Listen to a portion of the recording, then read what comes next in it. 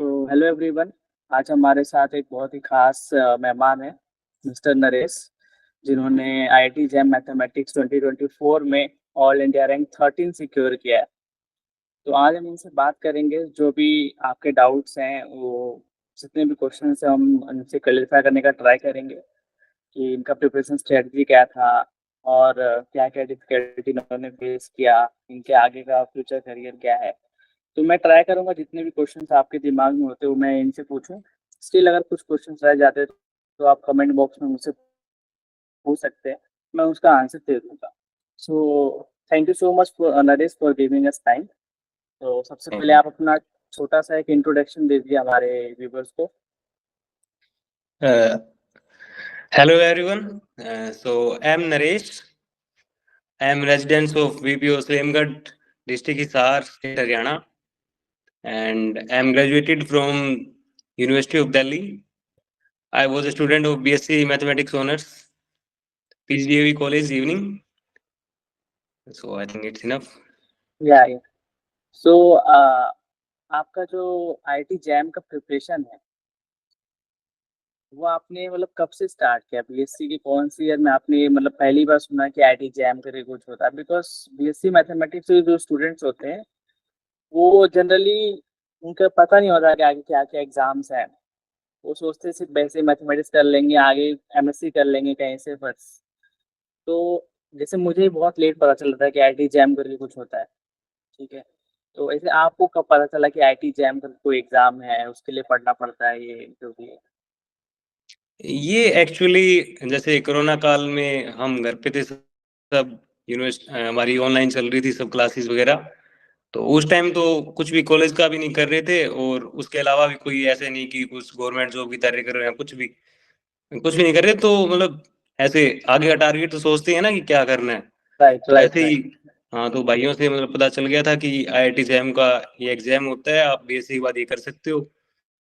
तो अब उसके लिए फिर बीएससी भी तो करनी जरूरी थी। तो हमने जैसे आईआईटी जैम की लास्ट ईयर फिफ्थ सेम में हमने फिफ्थ सेम कंप्लीट होने के बाद हमने डिस्कशन की थी। हम्म। मैंने क्लास में डिस्कशन की हमारी उधर दिल्ली यूनिवर्सिटी में, पीजीडी कॉलेज में। तो वहाँ से आइडिया लगा कि यार आईआईटी जैम की तैयारी करते हैं। और एक दोस्त और था मेरा जो मेरे साथ जुड़ गया, और फिर हमने कोचिंग वगैरह का पता किया और आईआईटी जैम की प्रिपरेशन स्टार्ट की okay. Last year. Last year से एक साल से की मतलब एक साल की प्रिपरेशन किया आपने? नहीं, जैसे अब तो मैं ड्रॉपर हूँ। तो जब मेरा फिफ्थ सेम चल रहा था उस टाइम। ओ ओके ओके ओके ओके, समझा। तो जैसे आपने जब एग्जाम दिया तो आपको मतलब ऐसा लगा था कि आप अंडर 20 या फिर अंडर 15 रैंक आपका आ जाएगा? मतलब कैसी फीलिंग थी जब आपने फर्स्ट टाइम आपका रैंक देखा था? नहीं नहीं, एग्जाम से पहले हालांकि कहीं ना कहीं ऐसा था कि यार हाँ, अच्छी तैयारी है, एकदम अच्छी प्रिपरेशन थी मेरी, तो अच्छी रैंक लेके आएंगे और कहीं ना कहीं आईआईटी बॉम्बे का चांस बन सकता है। ऐसा नहीं था कि बिल्कुल बनेगा, पर ऐसा राइट। था कि हाँ, आईआईटी बॉम्बे का चांस बन सकता है। इतनी क्या पता हमारी 50-60 के आसपास रैंक चली जाए, अगर अच्छा एग्जाम हो गया, कैलकुलेशन मिस्टेक नहीं हुई, तो मे भी हम्म। वो हो सकता है। पर जैसे एग्जाम गया तो एग्जाम क्योंकि इस बार बहुत हाँ, ज्यादा इस टफ बार था। एग्जाम बहुत तो टफ था। जैसे एग्जाम के टाइम ही जैसे हम प्रिपरेशन करके गए थे कि यार 60 प्लस प्लस तो पक्का स्कोर करना है, और कैलकुलेशन मिस्टेक नहीं हुई तो 70 प्लस स्कोर कर लेंगे, राइट। और फिर अच्छी रैंक वगैरह आ जाएगी। लेकिन अब जैसे एग्जाम गया तो पता चला कि हाँ, 35-40 ये मार्क्स बनेंगे। तो अब तो रैंक वगैरह तो दिमाग में बिल्कुल बाहर हो गई थी। तो राइट राइट फिर तो हम ये सोच रहे थे कि यार कोई आईआईटी मिल जाए, बहुत अच्छा रहेगा, टॉप 7 मिल जाए तो। Right right right. हालांकि बाद में जब रिव्यूज देखे बच्चों के, तो ऐसा था कि हाँ, एग्जाम टफ था और इस बार रैंक अच्छी ही आएगी, काफी अच्छी आएगी। पर फिर भी एट लास्ट मैंने ये सोचा था कि यार 120-150 के आसपास आएगी, उससे ज्यादा तो ये तो फिर आ गई, चलो अच्छी हाँ, बात है। Right right. तो हम्म जैसे आपने बताया कि इस बार एग्जाम बहुत टफ था, राइट? तो ज्यादा ही टफ था। मैंने देखा कि बच्चों के 20-25 नंबर जो लाए उनकी भी अच्छी रैंकिंग आ गई है। हम्म। आपके मार्क्स कितने आए थे AS13 के लिए?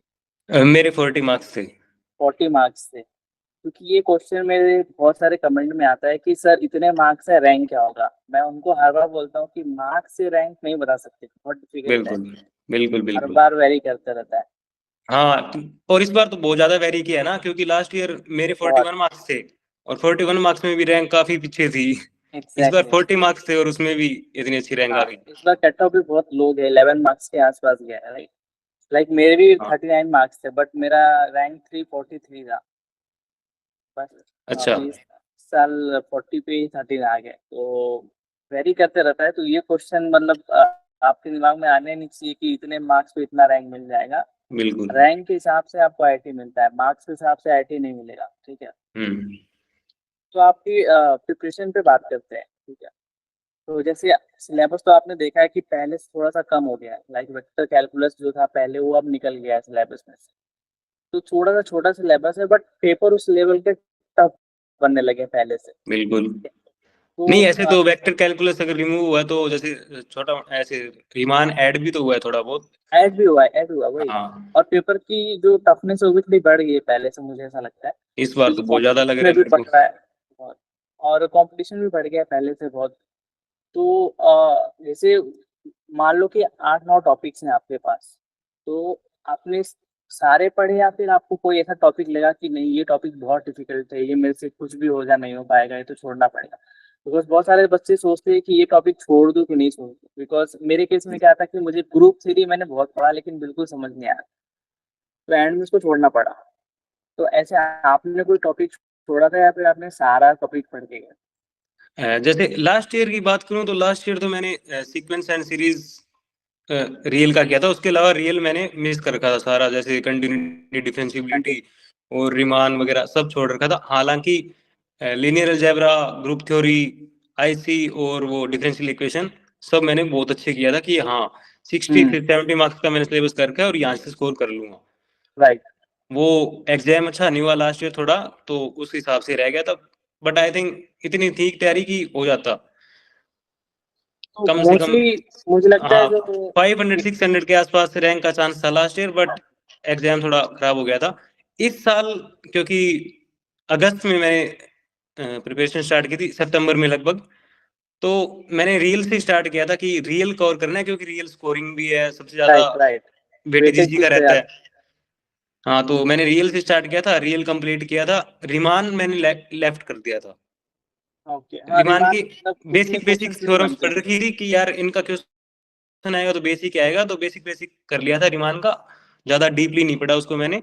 और बाकी आईसी की रिवीजन थोड़ी कम की थी इस साल, क्योंकि मेरे को लगा था कि आईसी में लास्ट ईयर कर रखा है, तो एग्जाम के टाइम बिल्कुल जब पास हुआ तो राइट रिवाइज कर लेंगे, हो जाएगा। हालांकि एग्जाम के पास थोड़ा सा ऐसे लगा कि यार आईसी, क्योंकि काफी हद तक थोड़ा दिमाग से चला गया था, बट फिर भी राइट काफी हद तक मैंने रिवाइज भी कर लिया था। तो राइट आईसी छोड़ा था, बाकी लीनियर अलजेब्रा, ग्रुप थ्योरी, मतलब सब कुछ कवर कर सब रखा कुछ था इस ऑलमोस्ट बार। कर लिया था।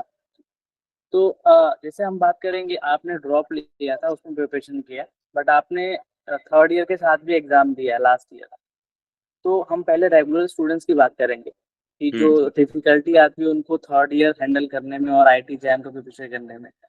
बिकॉज क्या होता है कि यूनिवर्सिटी का जो सिलेबस है और जो आईटी जैम का सिलेबस है, टॉपिक सेम होते हैं बट लेवल ऑफ प्रिपरेशन अलग अलग होता है। आप हम्म। पीपीटी के लिए पढ़ सकते हो, थ्योरम रट के याद कर सकते हो, लेकिन यहाँ पे वो काम नहीं आएगा, राइट।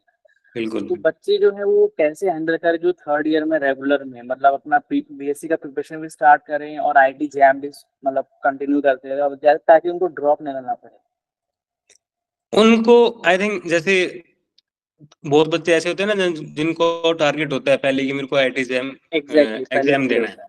ठीक है, तो बहुत बच्चे बच्चे ऐसे होते हैं जो फिफ्थ सेम के बाद स्टार्ट करते हैं। तो मैं कहूँगा राइट यार राइट। आप अर्ली प्रिपरेशन स्टार्ट कर सकते हैं, ठीक है, थोड़ा जैन में फैब में यहाँ स्टार्ट करें तो और ज्यादा बेनिफिट रहेगा। इतने में आप दो तीन सब्जेक्ट फिफ्थ सेम कंप्लीट होते होते कंप्लीट कर लोगे, उसके बाद थोड़ा इजी सा टास्क रहेगा। राइट राइट हालांकि जो फिफ्थ सेम के बाद स्टार्ट करते हैं उनका भी एग्जाम बहुत अच्छा चला जाता राइट। है, बस वो कंटिन्यूटी रहनी चाहिए। और उसके अलावा आप time to time daily revision करते रहो। एग्जैक्टली। जैसे क्योंकि वीकेंड बैचेज है ज्यादातर, मैंने अकेडमीज के देखे हैं। राइट राइट तो राइट राइट।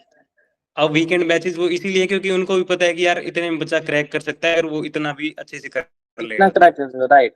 हाँ, ठीक है, तो उनको बस वीकली डेज फोकस में होना क्या चाहिए। करना चाहिए, जो कॉलेज के अलावा जो हमें मतलब छुट्टियां मिलती हैं तो उनमें बस वो करते रहें और अपना टाइम टू टाइम जो डेली टास्क होता है उनका वो कंप्लीट करते रहें। I think Right. ये इनफ है।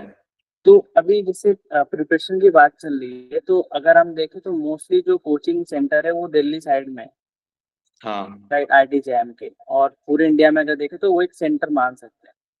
तो जैसे और कहीं के जो बच्चे तो स्टार्टिंग करने से पहले वो सोचते हैं कि क्या कोचिंग ले या ना ले, क्या हम पूरा कर पाएंगे ना कर पाएंगे, मतलब खुद से कर बिल्कुल। पाएंगे कि नहीं कर पाएंगे, सेल्फ डाउट आता है अंदर से। तो आपका इस पे क्या पॉइंट ऑफ व्यू कि आपने क्वालिफाई किया एग्जाम, 2 बार क्वालिफाई किया है, अच्छे मार्क्स से क्वालिफाई किया, 40-41 मार्क्स जो भी है।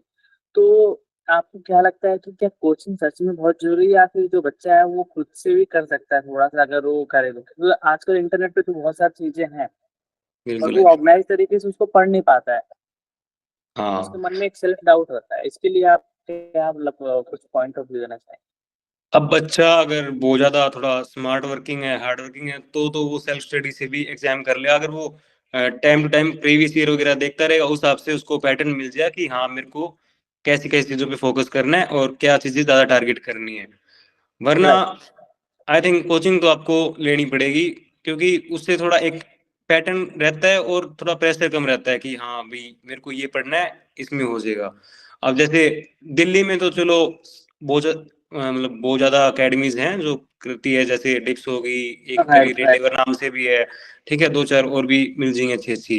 लेकिन उसके अलावा फिजिक्स वाला अच्छी फिजिक्स तैयारी वाला करवाते हैं, ऑनलाइन इनके करा। बच्चे भी काफी अच्छी रैंक लेके आते हैं, तो यहाँ से भी आप कर सकते हैं। ऑनलाइन कोचिंग भी आपको अच्छी अच्छी मिल जाएगी। आजकल तो आपको ऑनलाइन भी जरूरी नहीं कि आता है। आप बहुत ज्यादा टॉप अकेडमी जाएं, सब कराते हैं तैयारी, और उनका सिलेबस बिल्कुल जो चाहिए होता है वो होता है। Exactly exactly.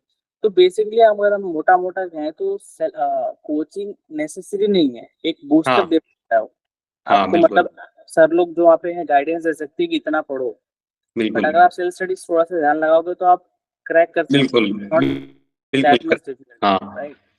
ओके, सो अब हम आते हैं ड्रॉपर बैचों पे।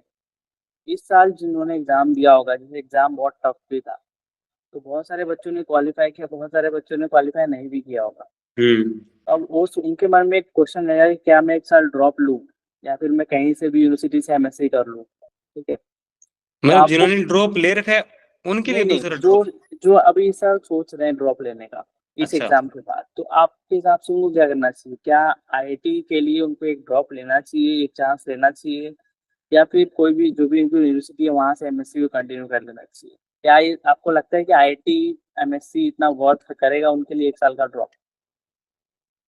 हाँ मतलब ये बच्चे की फ्यूचर टारगेट पे भी डिपेंड करता है कि यार उसको क्या करना है। जैसे आईआईटी का नॉर्मल सी बात है कि हाँ थोड़ा एक ब्रांड वैल्यू भी है। ब्रांड वैल्यू भी है, और दूसरा उसको एक अलग प्लेटफॉर्म मिल जाएगा, थोड़ा अच्छा राइट, एक्सपोजर मिलेगा उसको। एक्सपोजर मिलेगा। तो ड्रॉप कर सकते हैं यार, क्योंकि आज आईआईटी के लिए ड्रॉप कर सकते हैं, एक साल तो कर सकते हैं, या क्योंकि मेरा हमने भी देखा है प्लस टू के बाद बच्चे 3 3 4 4 साल तक ड्रॉप कर लेते हैं आईआईटी में जाने एग्जैक्टली। के लिए। तो या ग्रेजुएशन की बात कर सकते हैं। उसके अलावा अगर आपको ये भी है कि हाँ अगर आप जो अच्छी खासी सेंट्रल यूनिवर्सिटीज है हमारे, जैसे दिल्ली यूनिवर्सिटी होगी, हाँ, उसके दिल्ली अलावा में। भी यूनिवर्सिटीज है, तो उनमें भी एडमिशन ले लें तो वो भी अच्छी खासी है। हाँ, आई लेकिन थिंक फिर भी अगर आप ड्रॉप ले सकते हो, चाहे कोई दिक्कत वाली बात नहीं है उसमें। अगर आपकी यूनिवर्सिटी अच्छी है, like Delhi university, Hyderabad university, जो टॉप यूनिवर्सिटीज है, तो आप बिल्कुल। वहां से कंटिन्यू करके, अगर आपका एम PhD है तो आप CSA नेट गेट की पढ़ाई कर सकते हो। हाँ, और या फिर उसके अगर बाद भी आपको आपको चांस तो मिल जाएगा, आईआईटीज में अगर चांस जाना है तो तो एक मिलेगा और ही, चांस भी मिलेगा। या तो अगर आपको जॉब का मतलब है कि जॉब करना है, थोड़ा सा एक्सपोजर चाहिए लाइफ में कैसे रिसर्च हो रहा हम्म। है, तो आई थिंक 1 साल का ड्रॉप उतना मायने नहीं रखते हैं यहाँ पे, राइट। हाँ बिल्कुल। क्योंकि और अगर आप इससे एक, आपको एश्योरिटी भी रहेगी कि हाँ इस बार आपको आईआईटी मिल जाएगी ड्रॉप करने के बाद, क्योंकि एग्जैक्टली, आपके पास अच्छा खासा टाइम होगा तैयारी करने के क्योंकि लिए। 1 साल I think more than enough होता है इस मोर एग्जाम देन के लिए। इनफ। अगर आपने 1 साल में भी वो एग्जाम नहीं निकाल पाए तो आई थिंक आपके प्रिपरेशन में कुछ तो इशू है, आपको बिल्कुल समझना चाहिए, राइट। बिल्कुल। ओके, सो आपने जैसे बताया कि आपने कोचिंग लिया था, तो कोचिंग से आपको एक गाइडेंस मिला आगे पढ़ने के लिए, मतलब क्या क्या छोड़ना चाहिए, क्या क्या पढ़ना चाहिए। लास्ट में जैसे जैसे एग्जाम के हम पास आते हैं, तो हमें एक मॉक टेस्ट होता है, मॉक टेस्ट देने के लिए सब लोग इंकरेज करते हैं आजकल, ठीक है। तो आपने कोई मॉक टेस्ट दिया था, या फिर आपने कोचिंग के जो एग्जाम्स होते हैं उन पे दिया था? तो मॉक टेस्ट की इम्पोर्टेंस क्या है? क्योंकि आजकल कंपटीशन इतना है कि मुझे लगता है कि जब तक हम मॉक टेस्ट नहीं देखो तो हमें फील नहीं आएगा इन्वायरमेंट में जैसा एग्जाम में हम बैठते हैं। बिल्कुल। मेरे टाइम पे तो ऐसा कुछ था नहीं ज्यादा, तो मैं तो डायरेक्टली चला गया था पढ़ के जो भी था। बट अभी आजकल मॉक टेस्ट हर बंदा देता है, तो आप उसकी इम्पोर्टेंस क्या है? जो नए स्टूडेंट है उनको मॉक टेस्ट देना चाहिए या फिर जितना पढ़ लिया प्रीवियस क्वेश्चन कर लिए इनफ है, चलो दे के आते हैं? नहीं, जैसे मैंने कोचिंग लास्ट ईयर ली थी, इस साल तो मैंने वीडियो लेक्चर्स एक्सटेंड करवाए थे अपने, जो लास्ट ईयर जो हमारे लेक्चर्स थे। तो इस बार मेरा तो टोटली जैसे अपने आप को चेक करना है तो टोटल टेस्ट सीरीज पे डिपेंड रहता है। टोटल टेस्ट सीरीज हो, मॉक टेस्ट हुए, उसके अलावा असाइनमेंट क्वेश्चंस, टोटल तो मॉक टेस्ट काफी इंपॉर्टेंट रखते हैं यार, क्योंकि ये कॉन्फिडेंस भी देते हैं, एक सेल्फ बिलीव रहता है कि हाँ मैं किसी लेवल पे हूँ। उसके अलावा हमारी स्ट्रेंथ क्या है, वीकनेस क्या है, उस चीज के ऊपर आप वर्क कर सकते हैं। टेस्ट के बाद आप उसको एनालाइज करेंगे तो वहां से भी अच्छा रहेगा हमारे लिए, क्योंकि जो एग्जैक्टली। हमारी थोड़ी बहुत वीकनेस है उसके ऊपर और वर्क करेंगे। बहुत कंसेप्ट ऐसे होते हैं जो हमें लगता है कि हाँ ये हमारा अच्छा हो रखा है, ठीक है, लेकिन मॉक टेस्ट से पता चल जाए कि इसमें थोड़ा सा और वर्क करने की जरूरत है हमें। एग्जैक्टली। तो जैसे जो प्रिपरेशन हुआ, आपने कोचिंग लिया था तो वहां से आपको नोट्स वगैरह मिले होंगे, राइट? बट जो बच्चे घर से पढ़ रहे हैं तो मान लो उनके पास नोट्स नहीं है, तो क्या आपने सिर्फ नोट्स पढ़ा था या फिर जो रेफरेंस बुक्स होती हैं जैसे रियल एनालिसिस के लिए होती हैं, लीनियर अलजेब्रा के लिए होती हैं, ठीक है, तो ये सब आपने रेफरेंस बुक भी पढ़े थे या फिर आप पूरी तरह से नोट पे डिपेंडेंट थे जो कोचिंग सेंटर से मिलता था? मैं तो पूरी तरह उनके नोट्स पे डिपेंडेंट था, उसके अलावा मैंने तो कुछ नहीं किया था एक्स्ट्रा। कुछ नहीं किया था, तो हाँ बेसिकली इनके नोट्स भी मैं बता दूं कि जो होते हैं वो रेफरेंस बुक से ही बने होते हैं, बट वो एक हाँ थोड़ी सी हाँ। शॉर्ट सिंप्लीफाइड फॉर्म में होते हैं ताकि बच्चा पहली बार पढ़े तो समझ में आ जाए।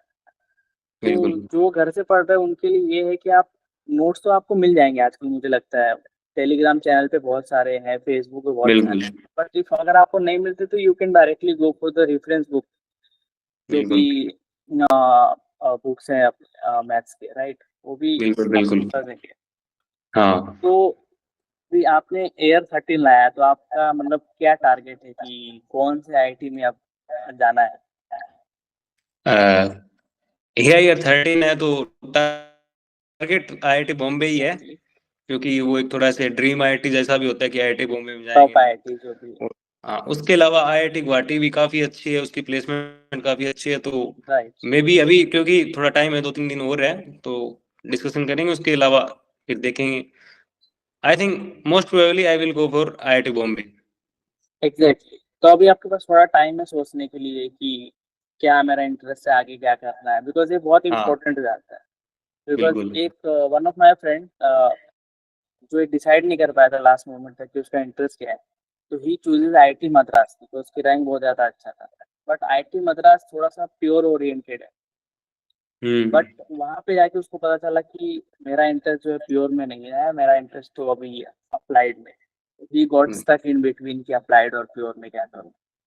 तो ये एक अच्छा है कि आपको थोड़ा सोचने का मौका मिलेगा अभी, और बहुत सारे इंटरनेट पे अवेलेबल फैसिलिटीज भी है कि क्या क्या करना चाहिए क्या क्या नहीं करना चाहिए, राइट?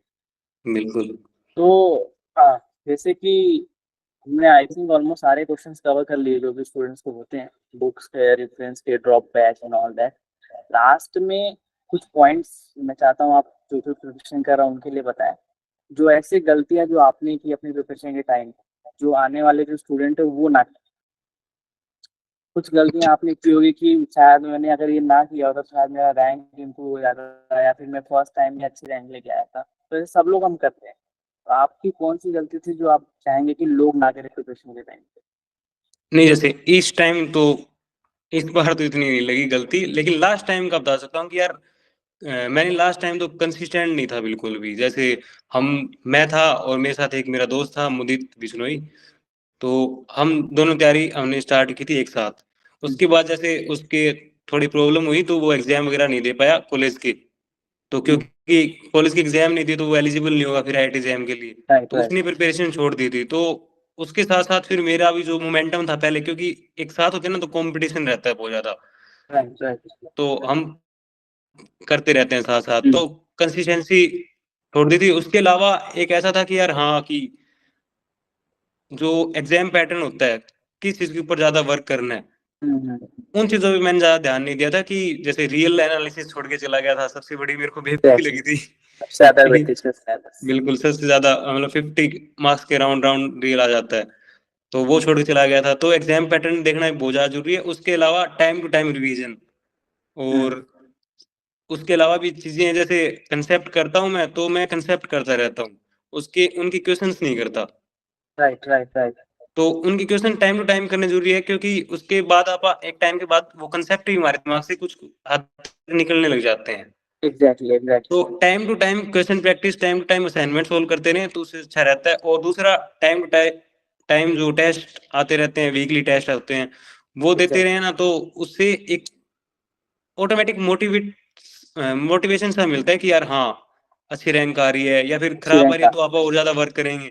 लेकिन अच्छी एग्जैक्टली रैंक आ रही है तो और ज्यादा कॉन्फिडेंस मिलेगा, और ज्यादा तैयारी करेंगे। तो एग्जैक्टली ये एग्जैक्टली। चीजें बहुत ज्यादा जरूरी है करनी। उसके अलावा आपको प्रेशर लेने की ज्यादा जरूरत नहीं है कि आज मेरा थोड़ा कम हुआ है, भी एक दो हाँ, घंटे में कम दे पाया हूँ, ठीक है।